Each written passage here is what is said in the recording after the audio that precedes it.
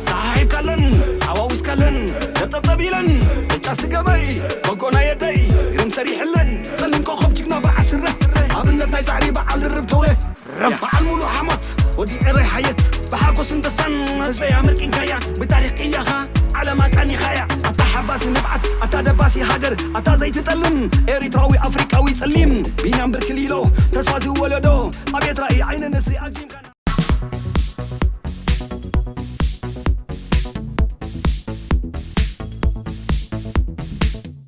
سلام زغبركم تخطاتلتي سينما سمرع لتاو زينا سبورت حيزالكم قريبا لخو نمكتتالكم خبري عدم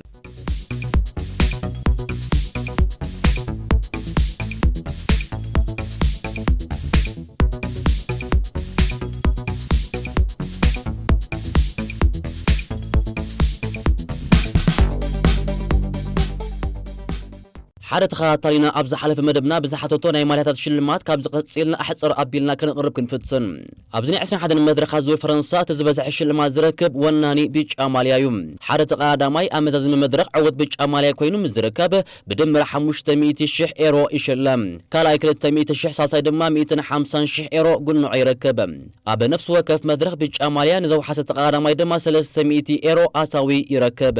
أب عسن حدا المدرخات بدمر نتبيك أطليا ماليا ونين زوج تقادماي 25 شح إيرو إشلم كالاي 15 شح إيرو سالساي 10 شح إيرو إشلم أمونغو أبز جبروت بتوردر ويدما نا إنترميديت قداماي نزاتو تقادماي 500 كالاي 1 شح إيرو نساساي دما 500 إيرو إشلم سلازي دما بنت بزي وادرو تقادمتي أبناي إنترميديت وردرات أنصار نت بتقادمتي خطامات أمو زرأيوم أب نفس وكف مدرخ نغط عليها مالي عقيبات وصل تقادماي دما لكع كم وناني بيج أماليا 300 إيرو حيزونا بيتو يمرحم أب عسنا حد المدرخات نيزور الدر 207 شحن 350 إيرو أب شلمات ناينت بي وردرات إسلام كم نيكت عليها ماليا نماليا أم بس عقب استعوت تقادماي ون تعواتي 25 شح إيرو يو زخون أب نفس وكفني عقب مدرخ تقادمتك كم زح خروق ني عقب كاتاغور دمام غنزبا وشلمات يوسدوم نابنت أما بالعسر شعات مدرخ نتا 4 نت بيز نبرتا نعاود بتاور الدرس تعوت لا ريتشار كراباز 5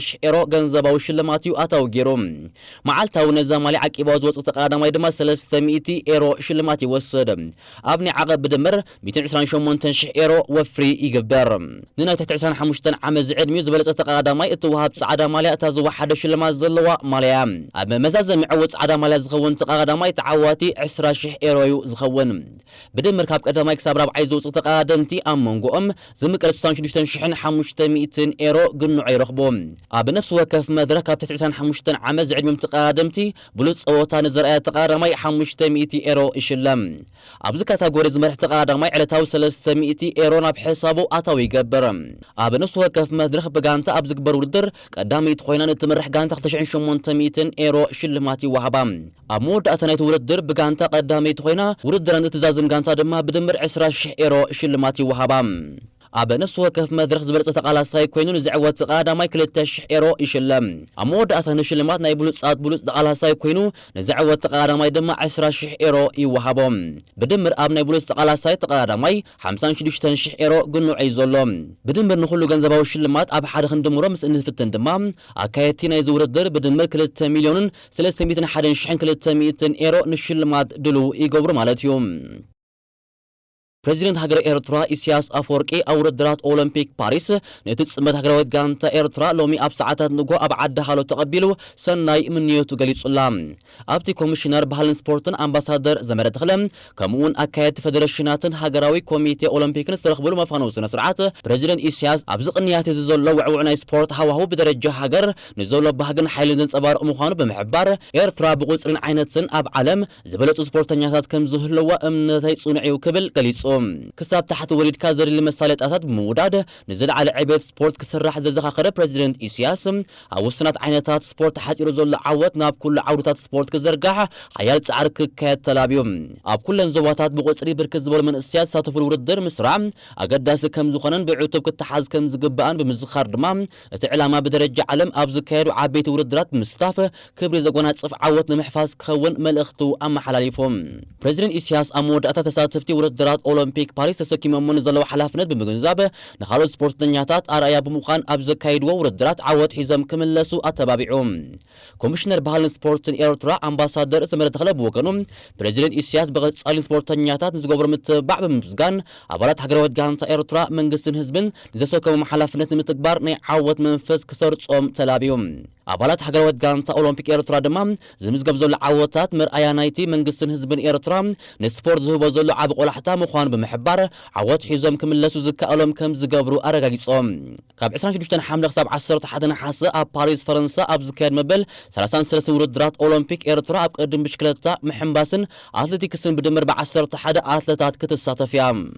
ንኣሳ 3 ሳምንታት ዝኣክል ንምላእ ህዝቢ ኤርትራ ኣብ ሓደ ህርመት ቃኒ ክካየድ ዝቐንየ ዙር ፈረንሳ ጽባሕ ሰንበት ብወግዒ መጋረጁ ክዓጽዩ እዚ ውድድር ቀዳም 10 ሓምለ ብመበል 20 መድረኹ ቀጺሉ ውዒሉ ኣብዛ መድረኽ ድማ ተቐዳደምቲ 132.8 ኪሎ ሜትር ዝርሕቐት ውድድር እዮም ኣካይዶም ቱር ዲ ፍራንስ 20 ሓምለ ኣካይድዎም ኣብ ዝነበረ መድረኻት ከም ታደይ ፖጋቻ ዲላን ግሪኖቬገን ዋረን ባርጊር ኣሌክሳንደር ክሪስቶፍ ማርክ ካቨንዲሽን ዝኣመሰሉ ተቐዳደምቲ ናይ መድረኽ ዓወት ኣመዝጊቦም ዝነበሩ ተቐዳደምቲ ክሳብ ዘመበል 20 መድረኽ ብድምር 35 ዝኣኽሉ ተቐዳደምቲ ካብ ዝውድድር አንሰሒቦም ኣለዉ ከም ሪቻርድ ካራፓዝ ሬሚኮ ኤቫኖፕል ታደይ ፖጋቻ ማግናስ ኮርት ማቴጅ ምሆሪክ ሳይሞን ያተስ ጆን ዴግን ኮልብ ሚካኤል ማቲውስን ማርክ ካቨንዲሽን ኣብ ሰለስቲኡ ናይ ግራንድ ቱር ውድድራት ናይ መድረኽ ዓወት ዝተጎናጸፉ ተቐዳደምቲ እዮም ነዛ መበል 20 መድረኽ ስሎቬንያዊ ታደይ ፖጋቻ ክዕወተላዩ ዝለዓለ ግምት ረኺቡ ጸወታ ንኽጅምር ናይ ተበገስ ምልክት ምስ ተዋህበዩ ኣብ ዓባይ ጉጅለ ስካቶታት ተቐዳደምቲ ውሒዞም ኣብ 6 ኪሎ ሜትር ኑሮይ ኮስታ ሁጎ ፔጅ ማግናስ ኮርት አንቶኒ ቱርጊስ ኔልሰን ፓውሎስ ጆርዳን ጂጋት ዝሓዘት 6 ኣባላት ጉጅለ ተመስሪታ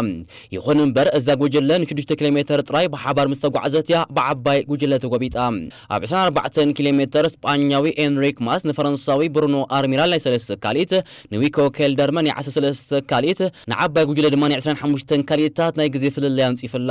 ኣብ ዝርሕቀት ዝነበረት ናይ ዓረብ ጽወታ ውድድር ቀዳማይ ኣትዩ 5 ነጥቢ ወሲዶም ብሩኖ ኣርሚራልን ዊኮ ኬልደርማንን ድማ ካልኣይን ሳልሳይን ኣትዮም 3-2 ነጥቢ ወሲዶም ኣብ 34 ኪሎ ሜትር ስሎቬንያዊ ያን ትራትኒክ ስጳኛዊ ማርክ ሶለር ኤኳዶራዊ አንበሳ ዓቀብ ሪቻርድ ካራፓዝ ፈረንሳውያን ክለመን ቻምፖሲንን ሮማይን ባርዴትን ካፕታ ከም ፖጋቻ ቪንጌጋር ዝነበሩ ጉጅለ ኣጥቂዖም ንቅድሚት ገስጊሶም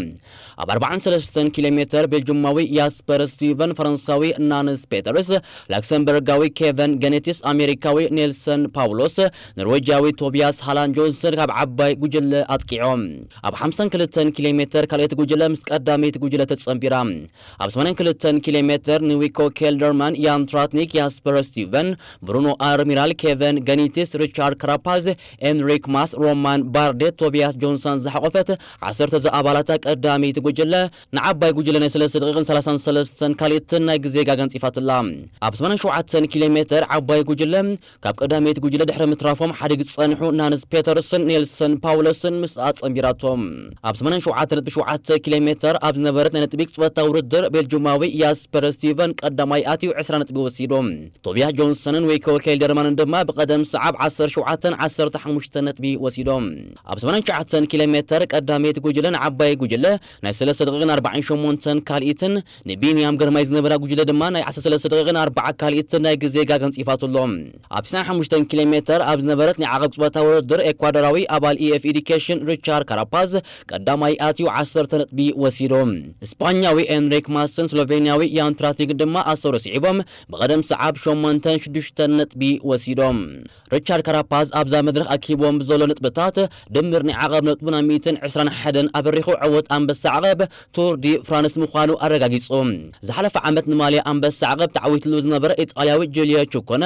ብ106 ነጥቢ ቀይሕ ነጠብጣብ ማልያ ለቢሱ ናብ ሃገሩ ኣምሪሑ ሪቻርድ ካራፓዝ ኣቀዲሙ ኣብ ቮልታ ስጳኛ 2022 ከምኡ ድማ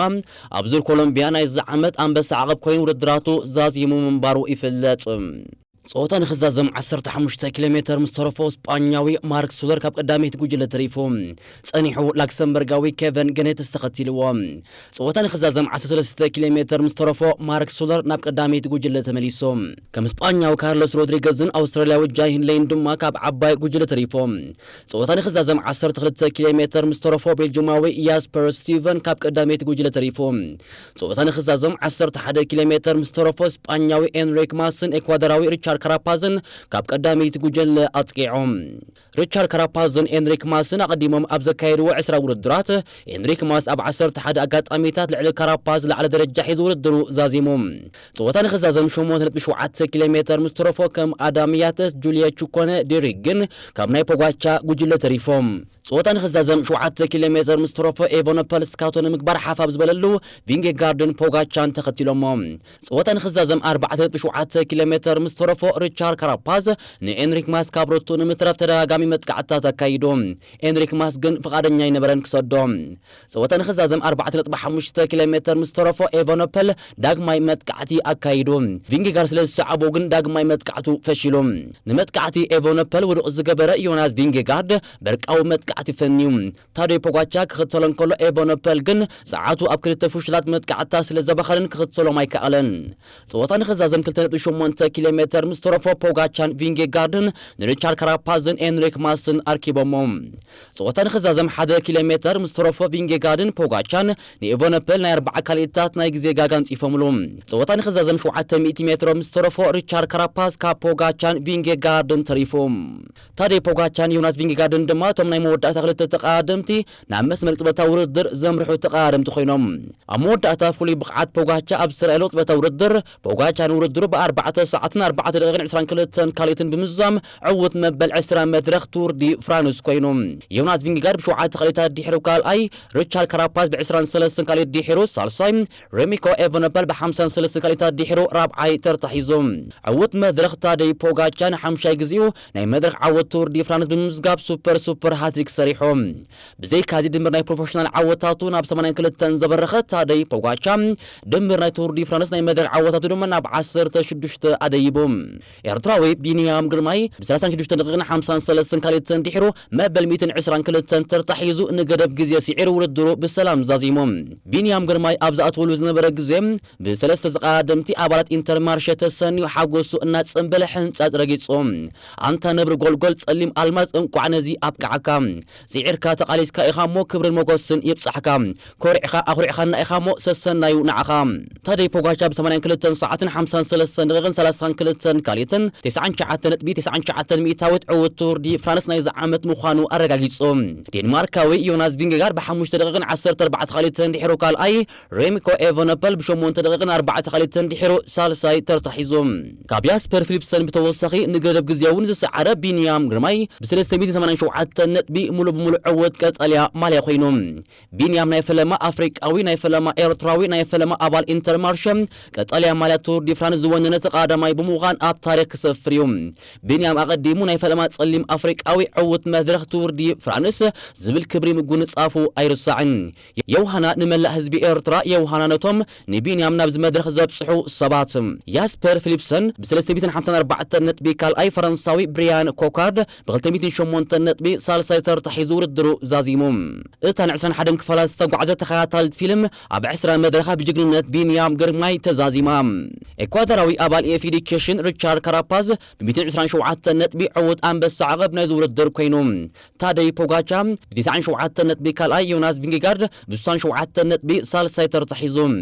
ቤልጅማዊ ዝቐልጠፈ ተቃዳማይ ዓለምና ሬሚኮ ኤቨኖፐል ንካርሎስ ሮድሪገዝን ማቲዮ ጆርጊንሰንን ኣኸቲሉ ብሉፅ መንእሰይ ቱር ዲ ፍራንስ ምዃኑ ኣረጋጊጹ ብጋንታ ዩናይትድ ኣረብያን ኤምሬትስ ንቲም ቪዝማን ኢኒዮስን ኣኸቲላ ናብ መዛዘሚ መድረኽ ኣቕኒዓላ ቱር ዲ ፍራንስ ጽባሕ ሰንበት 21 ሓምለ ብናይ መወዳእታ መድረኹ ክቕጽል እዩ ኣብዛ መድረኽ ድማ ተቃደምቲ ካብ ሞናኮ ተበጊሶም ኣብ ኒስ እትዛዘም 33.7 ኪሎ ሜትር ዝርሕቐታ ናይ ውልቂ ናይ ግዜ ውድድር ከካይዱ እዮም ማርከዝ ዝኸበርኩም ተኸታተልቲ ሲኔማ ሰመረ ናይ ሎም ትሕዝቶና ኣብዚ ንዛዝም ኣብ ቀጻሊ ብኻልእ ትሕዝቶታት ክሳብ ንራኸብ ሰላም